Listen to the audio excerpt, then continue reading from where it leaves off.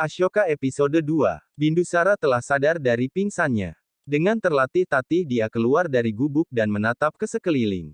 Tiba-tiba dia mendengar suara seorang wanita. Bindusara menoleh, dia melihat Dupatrati sedang memberi wejangan pada anak didiknya, para pendeta muda tentang bagaimana mengendalikan amarah, balas dendam, memaafkan dan mencintai serta melindungi sesama. Bindusara mendengarkan wejangan Dupatrati dengan wajah penuh ketertarikan. Bindusara tersenyum. Dia teringat perjuangan Dupatrati dan kawan-kawan saat mengobatinya dan membuatnya sadar dari pingsan. Bindusara juga teringat bagaimana dia diserang, terbayang kembali saat anak panah melayang dan menancap di dadanya. Ada tatapan marah dan penuh dendam di matanya. Terbayang kembali bagaimana musuh membantai prajuritnya dan bagaimana dia melarikan diri hingga terjatuh ke dalam air terjun. Dupatrati masuk ke dalam gubuk sambil membawa mangkok obat. Tapi tidak menemukan Bindusara. Dengan was-was, Dupatrati berlari keluar dan bergegas mencari Bindu. Dia melihat Bindu berjalan tergesa menyeberangi danau. Dupatrati mengejarnya, "Aku menunggu beberapa hari hingga kau sembuh untuk bertanya bagaimana semua ini bisa terjadi. Bagaimana kau sampai diserang? Tapi kau pergi tanpa mengatakan sesuatu. Jika kau bertanya padaku, maka aku tidak akan membiarkan kau pergi dari sini karena kau belum sembuh total." Bindu menjawab, "Aku harus segera kembali, Dewi." Tapi Dupatrati mencegahnya karena dia belum sembuh benar. "Tidakkah kau berpikir kalau musuh dapat menemukanmu?" Bindu menjawab, "Mereka berhasil melukaiku sekali, tapi sekarang aku akan..." Dupatrati memotong, "Kalau kekerasan dibalas kekerasan, lalu bagaimana kekerasan ini akan berakhir?" Bindu menyahut, "Kalau kau berada di posisiku, kau akan tahu, Dewi." Dupat balas berkata, "Aku tidak punya musuh, tidak terluka, tidak punya masalah, tidakkah kau ingin berada di posisi saya?" Bindusara menatap Dupat dan merasa meragu. Dupat mengajak Bindusara kembali ke pondok dan beristirahat. Bindu teringat kebaikan Dupatratri. Dupar berkata, "Sampai kau sehat benar, keselamatanmu menjadi tanggung jawabku. Ikutlah denganku." Dupatrati membalikan badan hendak melangkah pergi. Tapi Bindusara menahannya dengan bertanya, "Kau siapa? Kenapa aku merasa tidak lengkap setelah bertemu denganmu? Mengapa aku merasa setiap kata yang kau ucapkan adalah benar? Ketika kau berbicara tentang kedamaian aku memikirkan mengapa orang-orang menganggap anak perempuan tidak berharga. Ketika berada di dekatku, aku merasa lengkap. Hidupku." Dupat menyahut, "Aku hanya menjalankan kewajibanku." Bindusara berkata kalau kewajiban Dupat memberinya hidup baru. "Aku tidak tahu namamu, tapi bagiku kau adalah Dharma." Dupat menatap Bindu dengan tertegun. Bindu berkata lagi, "Kau memberiku kehidupan dengan membawaku ke rumahmu. Berilah aku satu kehidupan lagi dengan memberiku tempat di hidupmu, di hatimu." Bindu mengulurkan tangannya meminang Dupat. Dupat menatap Bindu dengan tegang, tak tahu harus berkata apa. Setelah lama saling tatap dan berada dalam keraguan, akhirnya Dupatrati membalas uluran tangan Bindusara, keduanya terlihat bahagia. Akhirnya Bindusara menikahi Dharmanya. Keduanya terlihat bahagia duduk bersanding di depan altar saling mengucapkan sumpah setia. Dan di malam perkawinan mereka, Bindusara mendatangi Dharma di kamarnya. Keduanya duduk di pembaringan, Dharma tersipu malu saat Bindusara menyentuhnya. Mereka saling bertatapan, "Dharma, panggil Bindusara." Pagi harinya, Bindusara terbangun. Dia menoleh ke samping dan tidak menemukan Dharma. Bindu terlihat berpikir sesaat, lalu seulas senyum tersungging di bibirnya. Di luar, sekelompok penunggang kuda dipimpin Mir Horasan menghampiri pondok Dharma. Horasan turun dari kudanya dan melangkah memasuki rumah sambil hendak mencabut pedang untuk berjaga-jaga. Tiba-tiba muncul Bindusara menghadang Mir Horasan sambil mengayunkan tongkat. Keduanya saling bertatapan. Mir Horasan terkejut melihat Bindu masih hidup. Dia teringat keteguhan Canakya yang begitu yakin kalau Bindu masih hidup. Horasan menyapa Bindu, "Kau masih hidup?" Dengan sarkastis Bindu bertanya, "Tidakkah kau bahagia melihat aku masih hidup?" Horasan menjawab, "Aku berjanji pada Nut untuk membawamu pulang, dan kau bertanya apakah aku bahagia atau tidak." Bindu berkata kalau dia tidak percaya pada siapapun sekarang. Horasan memberitahu Bindusara kalau putranya tewas dalam serangan itu dan anak gadisnya menjadi janda sebelum menikah. Horasan mengajak Bindusara pergi bersamanya karena seluruh Magadha menanti kedatangannya. "Begitu juga Nur, dia menunggu kedatanganmu." Bindu memberitahu Horasan kalau dia tidak bisa menikahi Nur. Horasan kaget dan berkata kalau dirinya bisa menerima apapun, kecuali penghinaan. Kalau seperti itu, kami tidak akan membantumu melindungi Magadha. Apa yang terjadi padamu? Mengapa kau menolak menikahi Nur? Mengapa kau melanggar janjimu Sampora Bindusara? Dharma berdiri mendengarkan pembicaraan itu terkejut, dia terlihat bingung. Sampora Bindusara. Tempayan yang dibawa Dharma terlepas dari tangannya dan jatuh ke tanah menghasilkan suara yang berisik. Bindusara menoleh ke arah Dharma, Horasan yang kaget, segera menghunus pedangnya ke arah Dharma. Dharma berjalan mendekati mereka. Horasan bertanya, siapa kau? Sambil menatap Bindusara, Dharma menjawab, pelayan Sampora. Dengan tongkatnya, Bindusara menurunkan pedang Horasan yang terhunus ke arah Dharma. Bindusara memberitahu Horasan kalau Dharma adalah orang yang menyelamatkan nyawanya dan dia juga adalah. Belum selesai Bindusara menyelesaikan kalimatnya, Dharma sudah bersimpuh di hadapan Bindu sambil menyembah, Sampora, saya beruntung telah melayani Anda. Anda telah sembuh sekarang. Pergilah, rakyatmu, negerimu, membutuhkan dirimu. Penuhi janji yang telah kau buat. Aku menjaga hidupmu seperti kau menjaga Magadha. Pergilah. Horasan mengajak Bindu pergi. Bindu menatap Dharma untuk terakhir kali lalu dia pergi bersama rombongan Horasan. Dalam perjalanan, Bindusara teringat bagaimana Dharma meminta Bindu memenuhi janjinya. Bindu mengatakan kalau Dharma kini adalah istrinya dan itu suatu kebenaran. Kau istriku, kau ratu. Tempatmu adalah di istana. Dharma mengingatkan Bindusara kalau cinta yang membuat Bindu mekupakan tugasnya bukanlah cinta, cinta kita harus menjadi sebuah keberuntungan untuk Magadha. Bindusara setuju dengan ucapan Dharma dan berjanji kalau dirinya akan kembali begitu kewajibannya terpenuhi. Dharma menyahut, aku tidak membutuhkan janjimu. Aku percaya kau akan kembali. Keduanya saling bertatapan dan tersenyum. Sebelum pergi, Bindusara memberikan sebuah cincin pada Dharma. Di istana Magadha sedang berlangsung prosesi penobatan Justin menjadi Raja Magadha. Pendeta mengumumkan kalau mulai sekarang putra Raja Cadragupta Maurya, Pangeran Justin akan menjadi Raja Magadha, dan semua perintahnya harus dipatuhi. Justin tersenyum licik sambil melirik mahkota dan singgasana, lalu setelah arti selesai dilakukan, dengan tamak dia melangkah menuju singgasana. Justin dan Helena saling berpandangan dan tersenyum bahagia. Sekelompok resi menghampiri Helena dan menyodorkan baki yang berisi mahkota. Helena hendak memakaikan mahkota itu ke kepala Justin ketika tiba-tiba terdengar suara Horasan menyuruhnya berhenti. Helena dan Justin terlihat marah dan heran, dengan sengit Helena bertanya, kenapa? Horasan tidak menjawab, dia hanya melangkah minggir untuk memberi jalan. Dari belakangnya, muncul Sampora Bindusara. Semua yang hadir tertegun dan senang melihatnya kecuali pendeta yang bersekongkol, Helena dan Justin. Bindusara berjalan dengan gagah ke arah singgasana. Helena dan Justin saling berpandangan, Helena memberi isyarat pada Justin, Justin mengangguk. Helena melirik mahkota di tangannya dengan tatapan kecewa. Begitu Bindusara dekat, Helena segera meletakkan mahkota di nampan dan berlari menyambut Bindusara dengan wajah pura-pura bahagia, dengan senyum penuh kepalsuan. Helena berkata, sekarang Magadha tidak perlu apa-apa lagi. Sampora Bindusara sudah kembali dengan selamat. Dengan kepiawaiannya menyembunyikan rasa kecewa, Helena memimpin yang hadir mengeluk-elukan Bindu. Carumitra dengan air mata bahagia memberi hormat pada Bindusara sambil berkata, melihat Anda baik-baik saja, saya percaya pada Tuhan lagi. Saya yakin Susim tidak akan menjadi yatim. Bindusara tersenyum pada Carumitra dan tersenyum penuh pengertian. Bindusara kemudian menghampiri tahtanya dan disambut Justin dengan wajah penuh penyesalan, aku pikir, Magadha kehilangan segalanya, tapi ternyata tidak. Justin memeluk Bindu dan menampakkan sifat licik di balik punggungnya. Bindusara melepas pelukan Justin. Kembali terdengar suara halayak mengeluk-elukan namanya. Justin mempersilahkan Bindusara menuju tahtanya, sementara dirinya, seperti pahlawan kalah perang meninggalkan singgasana dengan wajah penuh ketidakpuasan. Helena memasangkan mahkota ke kepala Bindusara sambil berkata, aku tidak bisa menerima bahwa kau sudah mati.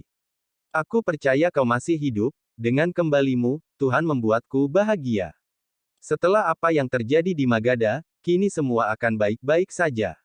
Justi menyambut ucapan ibunya dengan sengit, tapi kita harus cari tahu siapa yang mencoba membunuh Sampora. Dia harus diberi hukuman yang berat. Tiba-tiba terdengar suara langkah kaki, semua mata tertuju ke pintu gerbang. Di sana dengan langkah pelan namun pasti, Chanakya berdiri dengan penuh wibawa, menatap Bindusara dengan tatapan penuh kasih sayang. Semua yang hadir berdiri memberi hormat. Begitu pula Bindusara dan anggota kerajaan. Chengya mengangkat tangan, Bindusara kembali duduk di tahtanya. Dengan saura tegas berwibawa, Chanakya berkata, tidak akan terjadi apa-apa dengan membunuh preman-preman itu. Karena musuh sebenarnya adalah dia yang menyuruh preman-preman itu membunuh Sampora. Chanakya melambaikan tangannya ke belakang, Helena dan Justin terlihat tegang ketika salah seorang preman yang tertangkap di bawah masuk. Lalu dengan sengit keduanya ibu anak itu bergantian menanyai preman. Ketika Justin maju hendak memukulnya, Chanakya melarang. Chanakya menyuruh preman memberitahu siapa yang menyerusu dirinya membunuh Bindusara. Preman mengatakan tidak tahu siapa dia, karena orang itu memakai kedok. Orang itu berkata kalau dirinya akan diberi uang yang banyak kalau mau membunuh raja. Bukan itu saja, bahkan orang itu berjanji kalau Sampora baru dinobatkan, dia akan diangkat sebagai kepala pasukan Magadha. Mendengar itu Justin berteriak, diangkat menjadi kepala pasukan. Sebelum itu terjadi aku akan membunuhmu sekarang. Justin mengangkat pedangnya. Tapi sebelum pedang itu mengenainya, si preman sudah jatuh tersungkur dengan wajah membiru. Dokter dipanggil untuk memeriksanya. Helena berkata kalau hidup preman itu sangat penting, dia bisa membawa kita pada musuh sebenar. Tapi tabib mengatakan kalau nyawa preman itu sudah tidak tertolong lagi karena dia telah minum racun. Dan racun itu dapat membunuh siapapun. Helena berkata kalau dia tahu racun apa itu adalah racun yang sama yang menyebabkan tanda biru di kepalamu Sampora. Bindu menyentuh tanda biru di keningnya. Helena memberitahu kalau racun itu adalah racun yang sama yang diberikan pada ibu Bindu saat dia masih ada dalam rahimnya. Dengan heran Bindusara bertanya, ibu saya diberi racun. Helena mengangguk. Chanakya mengatakan kalau itu bukan yang sebenarnya. Helena menanyai Chanakya, bukankah Ratu Durdara terbunuh oleh racun ini? Dan hanya dirimu saja yang membawa racun itu masuk ke istana, Acari. Chanakya menjawab, ya, aku yang memberikan racun itu. Tapi alasan sebenarnya adalah, Helena mengejar, kau tidak bisa mengatakan alasan sebenarnya. Aku tidak bisa memaafkanmu untuk itu. Akhirnya demi memperjelas masalah, Chanakya memberitahu Bindusara kalau dirinya dulu selalu memberikan racun itu pada Raja Chandragupta dalam jumlah kecil. Chandragupta tahu itu. Semua itu Chanakya lakukan agar Chandragupta kebal terhadap racun jika ada musuh yang berniat meracuninya. Tapi entah bagaimana caranya, racun itu masuk ke dalam tubuh ibu Bindusara. Sebenarnya dengan jumlah racun yang sedikit itu, nyawa ratu bisa diselamatkan, tapi Bindusara masih ada di dalam rahimnya. Demi menyelamatkan Bindusara, dan masa depan Magadha, maka dengan sangat terpaksa mereka membelah perut ratu untuk mengeluarkan Bindu. Mendengar cerita itu, Bindu dengan wajah sedih bertanya pada Chanakya, mengapa Anda tidak pernah menceritakan perihal ini sebelumnya? Chanakya menjawab pertanyaan Bindu dengan rasa sesal, jika Anda anggap saya membunuh ibumu, kalau Anda berpikir begitu, maka Anda boleh menghukumku. Saya siap dihukum mati. Saya tidak akan melawan tuduhan ini. Saya hanya menjalankan kewajiban saya untuk Magadha. Pengorbanan dan jasa saya untuk Magadha. Keputusan ada di tangan Anda, Sampora. Justin menimpali, Acari benar. Apakah Anda masih berpikir kalau Acari bukan pelakunya? Kami menunggu keputusan Anda. Helena turut bersuara, kejahatan adalah kejahatan. Dan hukuman setimpal untuk siapa saja yang melakukan kejahatan. Bindu terlihat berpikir keras dan ragu untuk mengeluarkan keputusan. Suasana menjadi tegang. Semua menanti keputusan Bindu. Chengya yang melihat keraguan Bindu berkata, ketegangan ini tidak terlihat baik untuk seorang Sampora. Di negara yang kulayani seumur hidupku, negara yang sama, jika niatku diragukan, maka aku tidak layak untuk Magadha. Aku akan pergi dari istana. Mungkin aku berada jauh dari istana, tapi Magadha tidak bisa jauh dariku. Aku akan selalu berdoa untuk Magadha. Dan kapan saja Magadha membutuhkan aku pasti akan kembali untuk Magadha. Setelah memberi hormat, Chanakya dan rombongan meninggalkan istana Bindusara. Helena, Justin dan pendeta saling lirik dengan senyum licik tersungging di bibir. Carumitra menatap prihatin ke arah Bindusara yang terlihat sedih dan kecewa tapi tak tahu harus mencegah atau membiarkan Chanakya meninggalkan istananya. Pengumuman segera disebarluaskan ke seantero negeri kalau Sampora Bindusara masih hidup dan baik-baik saja. Serta rakyat yang datang memberi informasi tentang musuh akan mendapat hadiah. Raja Fir yang pernah mengaku menjadi rasa Magadha dan menyebabkan Magadha berada dalam lautan api dihajar habis-habisan oleh Khorasan dan dipenggal kepalanya di hadapan rakyat. Magadha kembali damai di bawah pemerintahan Sampora Bindusara. Di desa, ayah Dharma meminta Dharma mengirim kabar pada Sampora Bindusara akan kehamilannya. Tapi Dharma menolak, jika dia tahu bahwa saya mengandung anaknya, dia akan meninggalkan tugasnya. Dia telah berjanji akan datang kembali setelah melakukannya tugasnya itu. Bersamaan dengan itu, Bindusara benar-benar melaksanakan tugasnya dengan baik. Dia menangkapi penjahat dan musuh negara serta menciptakan kedamaian di Magadha. Semua rakyat mengeluh-elukan Sampora dimanapun dia berada. Di halaman rumah, ayah Dharma sedang melakukan puja. Dharma berdiri di depan pintu memperhatikan sambil mengelus perutnya yang semakin besar, tatapan Dharma melayang jauh. Dia teringat cincin pemberian Bindusara. Dharma menatap cincin itu dan tersenyum penuh harap. Di istana, Bindusara yang dicekap kerinduan pada Dharma menghibur diri dengan minum anggur sampai jatuh tertidur. Dharma pun begitu. Hari-harinya dilalui dengan penuh kerinduan pada Bindu. Sambil memasak Dharma membayangkan kembali kenangan indahnya bersama Bindusara. Dia mengelus perutnya. Tanpa sadar air mata menetes di pipinya. Jika terdengar langkah kaki kuda lewat di jalan depan rumahnya, Dharma segera berlari menyambut, berharap itu adalah derap kaki kuda Bindusara. Tapi harapan hanya tinggal harapan. Bindusara tidak kunjung datang. Dharma hanya bisa memeluk tiang pagar sambil menangis penuh rindu. Beberapa waktu kemudian, Bindusara memenuhi janjinya untuk menikahi Nur Khorasan. Pesta meriah pun digelar. Di malam perkawinan, Bindusara mendatangi Nur di kamarnya. Saat memasuki pintu, Bindu teringat upacara pernikahannya dengan Dharma. Tapi dengan cepat Bindu membuang jauh pikiran itu.